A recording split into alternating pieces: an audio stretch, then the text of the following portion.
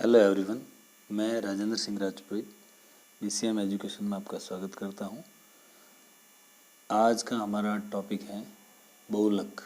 सांख्यिकी के अंदर एक प्रश्न आता है, सांख्यिकी में बहुलक, उसके बारे में हम कुछ प्रश्नों को देखेंगे और सॉल्व करेंगे। हमारा आज का प्रश्न है, एक प्रश्न बनता है 1 नंबर का, आता भी है एग्जाम में, कि बारंबारता बंटन के माध्यक तथा बहुलक के बीच संबंध होता है, यानी इनके बीच में क्या कॉम्बिनेशन होता है या क्या उनके बीच में रिलेशन होता है वो बताया गया है। तो उसका एक फॉर्मूला है, आपको ध्यान रखना है। बहुलक इज इक्वल टू 3 माध्यक माइनस 2 माध्य। इस फॉर्मूले से आप इन तीनों का माध्यक और बहुलक का संबंध आप बता सकते हो। अब इससे संबंधित एक प्रश्न है आगे हमारे पास। एक बंटन का बहुलक तथा माध्य आपको दे रखा है, यानी आपको दे रखा है एक तो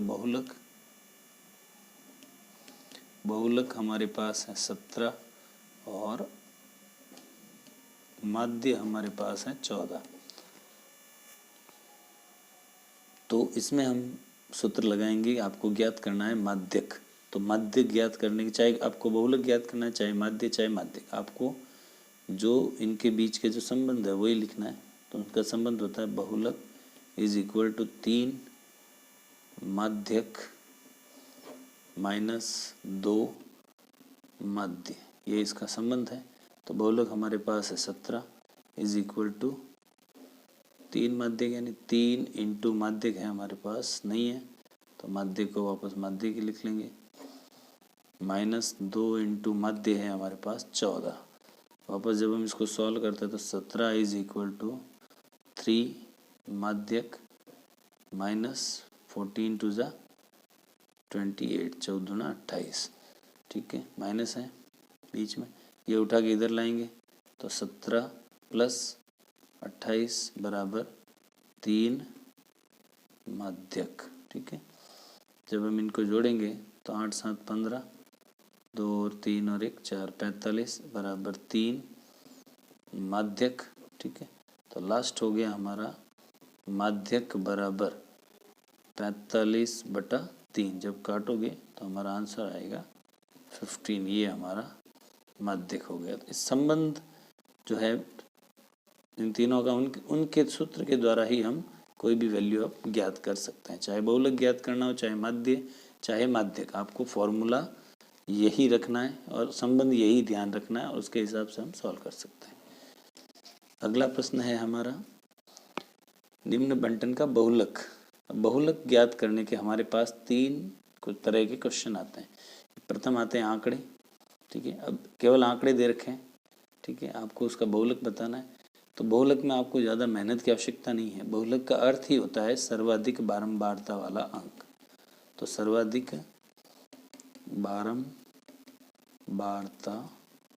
वाला अंक, यानी जो सर्वाधिक बार आ रहा है वो चेक करना है आपको इसमें कौन सा है। तो जैसे इसमें सर्वाधिक बार आ रहा है, जैसे 4 1 बार, 2 बार और 3 बार, 3 आ रहे हैं 2 बार, 7 आ रहे हैं 2 बार, बाकी सब 2 बार आ रहे हैं और 4 जो है वो 3 बार आ रहा है। इसलिए सर्वाधिक बारंबारता वाला अंक हमारा कितना है? 4। अतः हमारा जो बहुलक होगा वो कितना होगा? 4। तो यानी इसमें 1% भी मेहनत नहीं है, आपको ये देखना है जो अंक सबसे ज़्यादा बार आ रहा है वही हमारा बहुलक होगा, ठीक है। चलो नेक्स्ट क्वेश्चन अपना, बहुलक में सेकंड टाइप का क्वेश्चन आता है। इंडेक्स दे रखी है, इससे आपको बहुलक ज्ञात करना था। इसमें भी आपको डायरेक्ट एफ पर ध्यान देना है।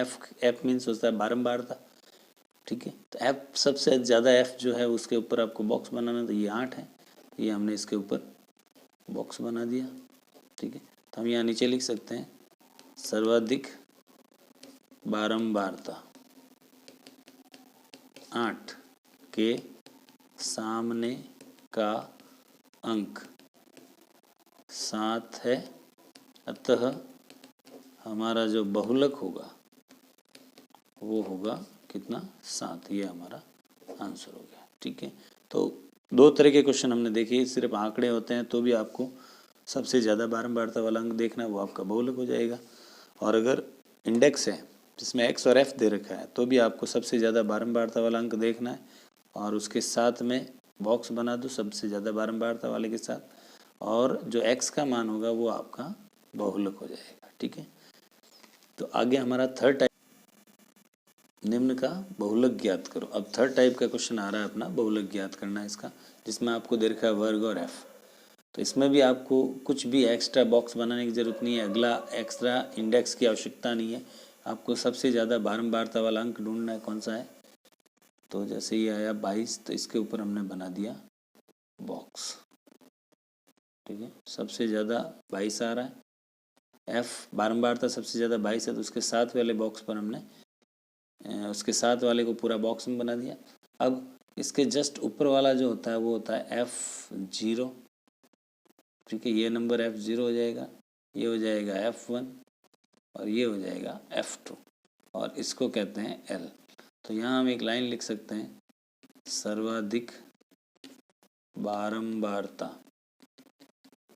सर्वाधिक बारंबारता 22 के सामने का बहुलक वर्ग, बहुलक वर्ग हमारा हो गया 31 से 39। ये हमारा बहुलक वर्ग हो गया। अब इसमें हमें लिखना है सबसे पहले L, बहुलक वर्ग की निम्न सीमा जो है कितना 31, ये आया अपना, ये बहुलक वर्ग की निम्न सीमा, और इनको बोलते हैं उच्च सीमा, ऊपरी सीमा। ठीक है, तो बहुलक वर्ग की निम्न सीमा हो गई हमारी 31, L हो गया। फिर लिखना है आपको F0, F1, F2। F0 हमारे पास है 12, F1 है हमारे पास 22, F2 है हमारे पास 17। ये कंटिन्यू आ गए। ठीक है, फिर अगला आ रहा है अपना H, मीन्स होता है वर्ग अंतराल, लेकिन इन दोनों को आपको माइनस करना है। ठीक है, तो आपका आ गया 39 माइनस 31, बड़े में छोटे को माइनस करते तो होता है 8। ये हमारा H हो गया। ठीक है, तो इस तरह से हमने ये सारी चीज़ें लिख ली। अब हमारा बहुलक का फॉर्मूला है, बहुलक जिसको बोलते हैं Z is equal to L plus कोष्टक F1 माइनस F0 बटा 2F1 minus F0 minus F2 into H वर्ग अंतराल। ये हमारा फॉर्मूला हो गया। अब इस फॉर्मूले के हिसाब से L हमारा है 31 प्लस F1 है अपना 22 माइनस F0 है 12 बटा 2 इंटू F1 है अपना 22 माइनस 2F1 का मतलब 2 गुणा F1 माइनस F0 है 12 माइनस F2 है 17 इंटू वर्ग अंतराल अपना 8। नेक्स्ट 31 प्लस, इसमें से ये माइनस होगा तो बचेगा 10, 22 को 2 से मल्टीप्लाई, क्योंकि ऑड मास रूल से बड़ा काम पहले होता है, भाग गुणा जोड़ बाकी। ये दोनों मल्टीप्लाई हो गए 44 माइनस ये दोनों माइनस की संख्या दोनों प्लस हो जाएगी, तो माइनस के हो गए 29 इंटू 8।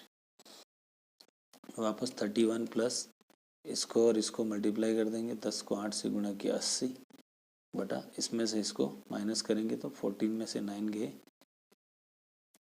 5, पीछे बचे 3, 3 में से 2 गया 1, वापस 31 प्लस, अब 18 में हम क्या करेंगे 15 का भाग लगा देंगे, सॉरी 80 के अंदर 15 का भाग लगा देंगे, तो 15 का 15, 15 पॉइंट 75, 15 5 जा 70, पीछे बचा 5 लगाया 0.0, 15 3 जा 45, पीछे बचे 5 लगाया 0, 15 3 जा 45 डॉट डॉट डॉट। इस तरह पॉइंट के बाद 2 नंबर तक आपको डिवाइड देना है, तो यहाँ आ गया 5.33।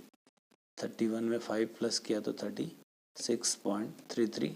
आप लिख सकते हो पीछे लगभग या अप्रॉक्स। इस तरह से हमने ये बहुलक ज्ञात किया। तो आज हमने जो पढ़े वो बहुलक, 3 टाइप के प्रश्न पढ़े हमने। इसमें केवल आंकड़े आते हैं तो उसमें सीधा सा है, सबसे ज़्यादा बार आने वाला अंक बहुलक होता है। सेकंड क्वेश्चन था एक्स और एफ आता है, आंकड़े और बारंबारता आती है, तो उसमें भी आपको सबसे ज़्यादा बारंबारता देखनी है, एफ देखना है सर्वाधिक कौन सा है, उसके सामने वाला अंक आपका बहुलक होता है। नेक्स्ट अगर इंडेक्स आती है जिसमें वर्ग आता है और साथ में एफ यानी बारंबारता दी हुई होती है, तो हमें इस तरह से सूत्र लगाकर सॉल्व करना पड़ता है। तो उम्मीद करता हूँ आज का ये बहुलक का टॉपिक आपको अच्छा लगा होगा, समझ में आया होगा। अच्छे से समझें, पढ़ें और एग्ज़ाम की तैयारी के लिए बेस्ट ऑफ लक। आप अच्छी तैयारी करें ताकि आपके नंबर अच्छे आएँ। जय हिंद, जय भारत।